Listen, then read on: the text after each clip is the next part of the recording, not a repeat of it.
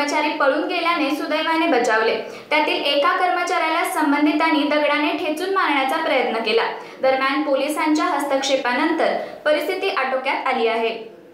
Anewadi toll नाक्यावर 25 मार्च 2019 रोजी 1 वाजता सातारा पुणे हायवेवरील टोल बूथ क्रमांक 1 समोर Swift car number MH12 NJ 302 ही कार टोल न भरता पळून जात असल्याने कर्मचाऱ्यांनी ती अडवून धरली।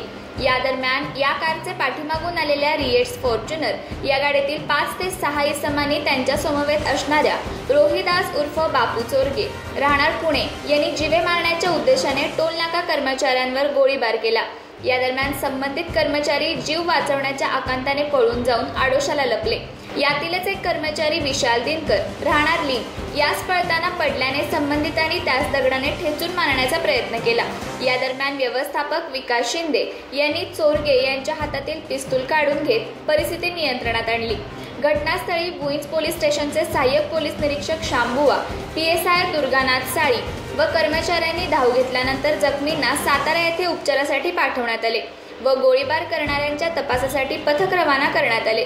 मध्यरात्री घडलेल्या प्रकारामुळे जिल्हा प्रशासन हादरले। जिल्हा पोलीस प्रमुख तेजस्विनी सातपुते, अतिरिक्त जिल्हा पोलीस प्रमुख धीरज पाटील, वाईचे उपविभागीय पोलीस अधिकारी अजित ठिके, स्थानिक गुन्हा शाखेचे सर्व अधिकारी पहाटेपर्यंत टोल नाक्यावर होते। याबाबत भुईंज पोलीस स्टेशनला गुन्हा दाखल झाला असून पुढील तपास सुरू आहे।